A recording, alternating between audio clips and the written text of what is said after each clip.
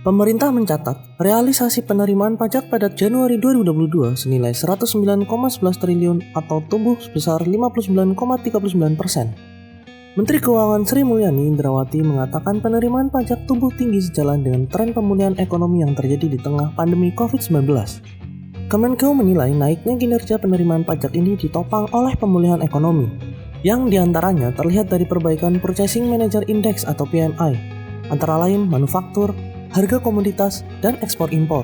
Pertumbuhan penerima pajak terjadi di hampir semua komponen. Mari lihat data berikut. Pada sektor penerimaan pajak penghasilan atau PPH non-migas tercatat senilai 61,14 triliun rupiah. Pertumbuhan itu ditopang membaiknya kinerja perekonomian. Sementara itu, realisasi penerimaan pajak pertambahan nilai atau pajak penjualan barang mewah atau biasa disebut PPN atau PPNBM tercatat sebesar 38,43 triliun rupiah. Adapun pada PPH migas, penerimaannya sebesar 8,95 triliun rupiah. Angka itu juga mencatatkan pertumbuhan disebabkan kenaikan harga migas.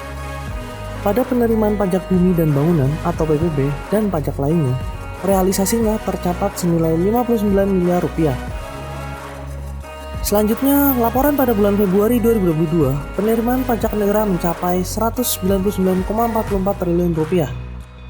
Jika dirinci, mari lihat data berikut.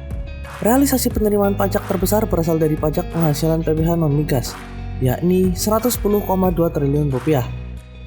Kemudian realisasi pajak pertambahan nilai atau PPN dan pajak penjualan atas barang mewah PPNBM mencapai 74,2 triliun rupiah. Berikutnya realisasi penerimaan PPH migas sebesar 13,5 triliun rupiah. Sedangkan penerimaan dari pajak bumi dan bangunan atau PBB dan pajak lainnya pada bulan Februari sebesar 1,5 triliun rupiah. Menurut Menteri Keuangan Sri Mulyani, kinerja penerimaan pajak pada 2 bulan pertama tahun ini ditopang oleh pemulihan ekonomi.